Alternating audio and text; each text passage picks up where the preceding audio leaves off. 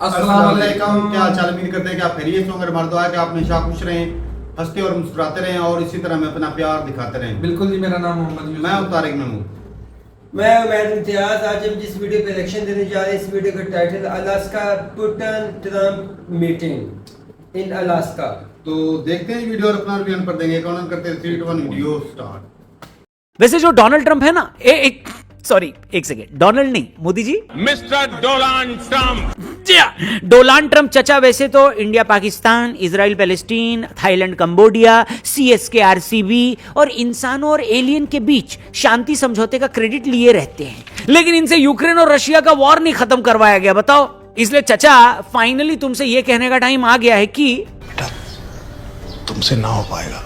मतलब पुतिन इनके घर आया हुआ था, वही पुतिन जिसके यूक्रेन पर हमला करने से इनका दिल इतना पिघला हुआ है कि इसकी वजह से इन्होंने इंडिया पर 50% टैरिफ लगा दिया है। उसको तुम्हारे घर पर आकर मीटिंग करनी थी, लेकिन मीटिंग के नाम पर हुआ क्या बताइए भूषण भाई? खेलिए मीटिंग करते रहिए मीटिंग आल हुआ मीटिंग। हालांकि 2.5 घंटे चली लंबी मीटिंग जिसमें कोई भी मीडिया मौजूद नहीं था, उसको अमेरिका और रशिया दोनों ने काफी प्रोडक्टिव बताया, लेकिन यूक्रेन युद्ध विराम पर दोनों में कोई सहमति नहीं बन पाई। तो ट्रंप जिस चीज के लिए मीटिंग कर रहे थे, अगर वही नहीं हुआ तो ये मीटिंग प्रोडक्टिव कैसे हुई? ये बात समझना उतना ही मुश्किल है जितना ये समझना कि डोनाल्ड को अमेरिका वालों ने प्रेसिडेंट कैसे बना दिया बे। एक काम करते हैं, आपको शुरू से बताते हैं मिनट बाय मिनट की किस तरीके से अमेरिका और रशिया के बीच ये मीटिंग हुई और उसकी हाईलाइट क्या रही। The leaders arrived in Anchorage in Alaska a couple of hours ago, greeting each other on a red carpet laid out at a US Air Force base. Donald Trump now sees as the future of closing in and ending the conflict between Russia and Ukraine. The news coming hours after Trump's high-profile Alaska summit with Russian leader Vladimir Putin, which ended without a deal or an agreement to end the Kremlin's 3-year war on Ukraine. US President Donald Trump says Ukraine should make a deal to end the war with Russia because Russia is a very big power and they are not. तो दोस्तों, ये meeting शुक्रवार को America के Alaska में हुई। मजेदार बात यह है कि अलास्का से रशिया की दूरी सिर्फ 90 किलोमीटर है, बल्कि एक वक्त पर अलास्का रशिया का ही हिस्सा हुआ करता था। लेकिन 30 मार्च 1867 अमेरिका ने $7.2 मिलियन देकर रशिया से अलास्का खरीद लिया। 158 साल बाद अलास्का की धरती पर एक बार फिर अमेरिका और रशिया हाथ मिलाने वाले थे। भारतीय समय अनुसार रात को 12:04 पर प्रेसिडेंट ट्रंप अलास्का में लैंड किए। अमेरिका और रशिया के बीच ये यूक्रेन युद्ध के बाद पहली बातचीत थी, वो युद्ध जो फरवरी 2022 में शुरू हुआ था। 12:36 पर अलास्का के मिलिट्री बेस पर पुतिन ने लैंड किया। दोनों ने हाथ मिलाया, एक दूसरे की खैरियत मालूम करी और फिर रेड कारपेट पर आगे बढ़े। इसी बीच हवा में अमेरिका के लड़ाकू जहाज B-2 बॉम्बर और F-22 उड़ रहे थे। मजे की बात यह है कि ये एयरक्राफ्ट डिजाइन ही इसलिए किए गए थे ताकि कोल्ड वॉर के दौरान 1990 के दशक में रूस को शांत रखा जा सके। बताइए। तू समझा? हाँ। नहीं, तू समझा नहीं। वेल, इसके बाद ट्रंप और पुतिन दोनों अमेरिकन राष्ट्रपति की लिमोजिन में बैठे, जिसको द बीस्ट भी कहा जाता है। आपको बता दें, डोनाल्ड ट्रंप ने पुतिन को जिस प्रोटोकॉल से रिसीव किया है वो सिर्फ अमेरिका के बेहद करीबी देश को मिलता है।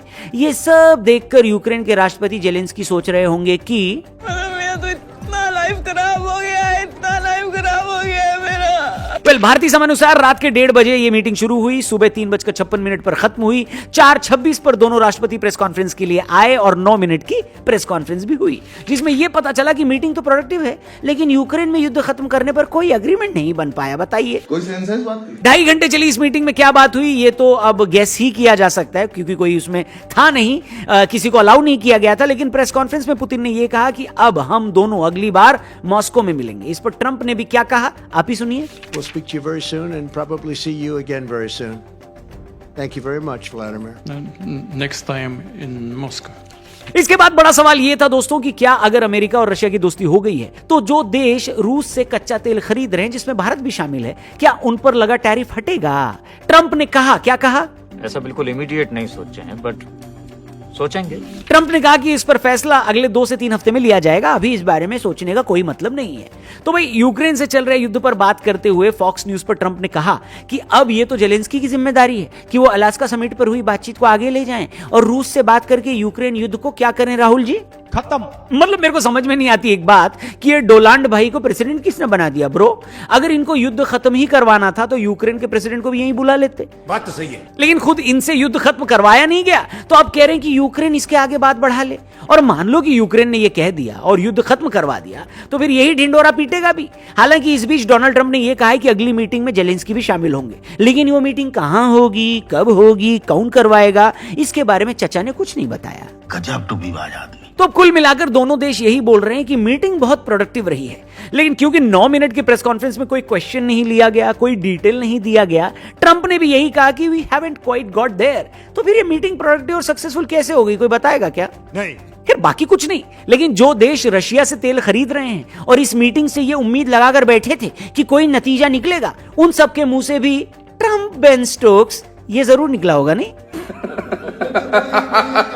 हालांकि ट्रंप ने वॉशिंगटन वापस जाने से पहले यह बोला कि उनकी वजह से भारत ने रशिया से तेल खरीदना बंद कर दिया, जबकि भारत की तरफ से ऐसा कुछ भी ऑफिशियल आया नहीं है बॉस। बल्कि हमने तो अपने हर बयान में यही स्टैंड लिया है कि भारत के इंटरेस्ट सबसे पहले होंगे और किसी और देश के बुली करने की वजह से हम अपने देश का इंटरेस्ट नहीं छोड़ सकते। स्वतंत्र भारत का मंत्र लेकर के जीने वालों ने हमें स्वतंत्र भारत दिया।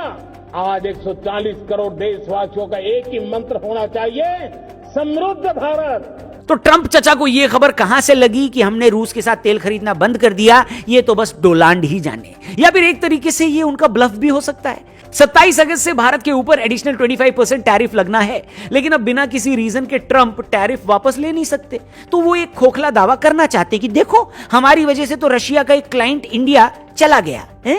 झूठ बोलो, बार बार झूठ बोलो, जो भी बोल सकते हैं सब झूठ बोलो।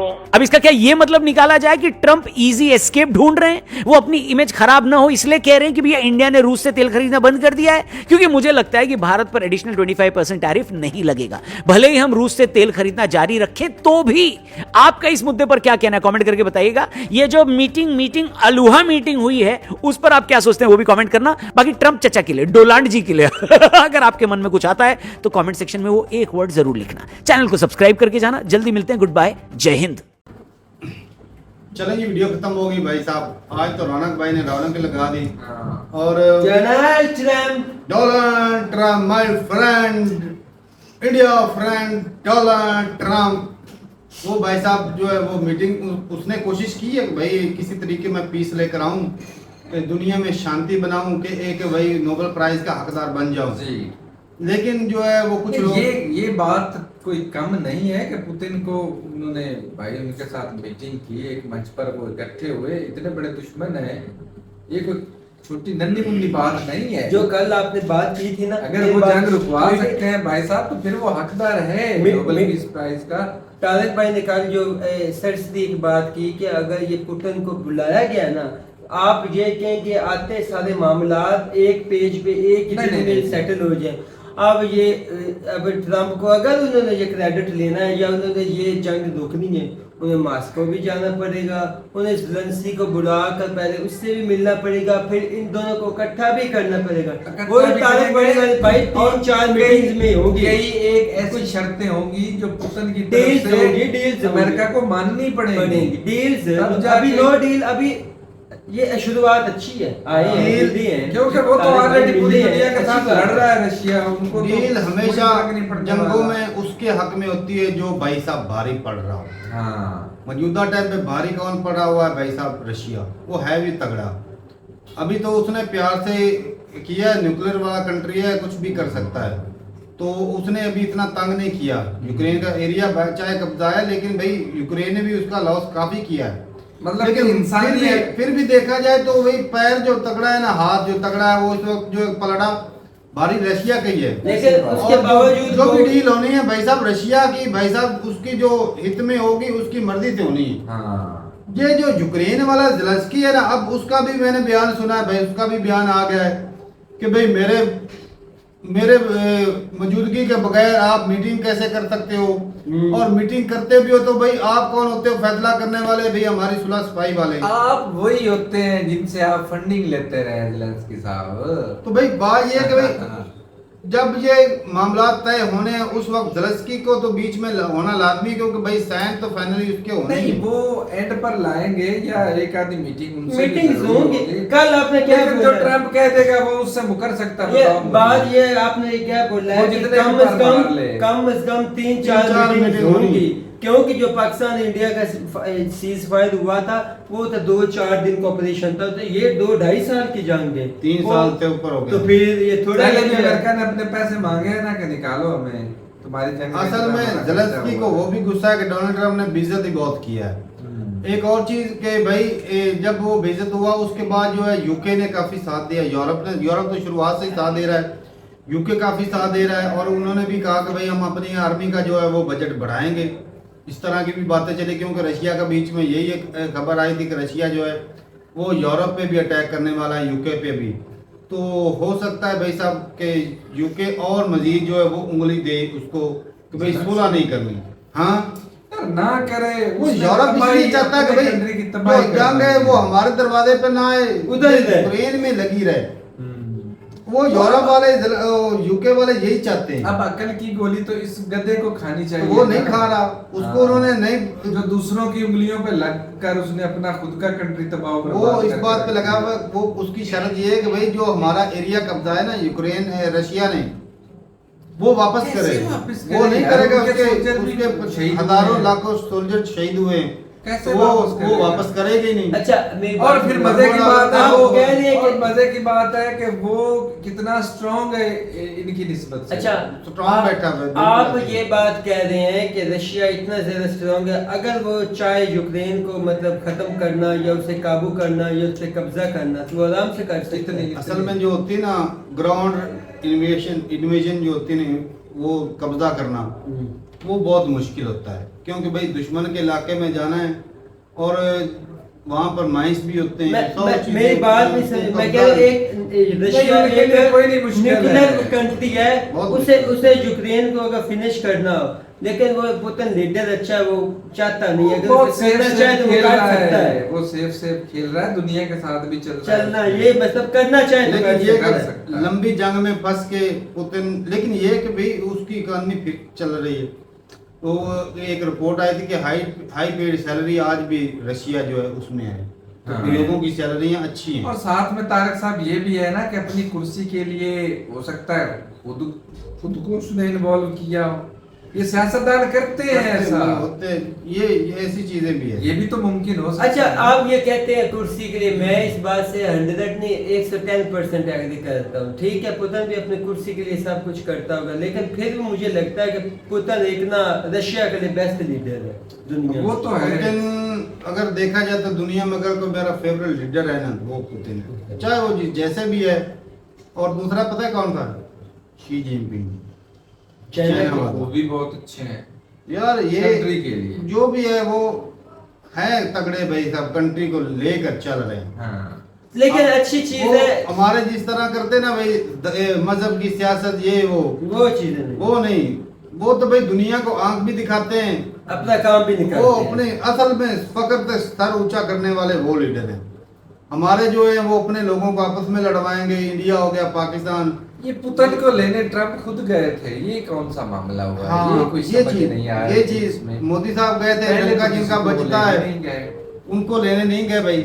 वो जी कई बात बोल रहे थे भाई प्रोटोकॉल होते हैं भाई साहब, जो जिसकी इंपॉर्टेंस होती है ना उसके लिए हाँ, प्रोटोकॉल वो तोड़े इस वीडियो में दिखा हमें जरूर। वो तोड़े जाते हैं प्रोटोकॉल। जी। जब जो बाइडेन के टाइम पे गए थे उस वक्त भी वो लेने नहीं आए थे, कोई और ऑफिशियल वो जी आगे से वेट कर रहे थे, वो जी व्हाइट हाउस में वेट कर रहे थे।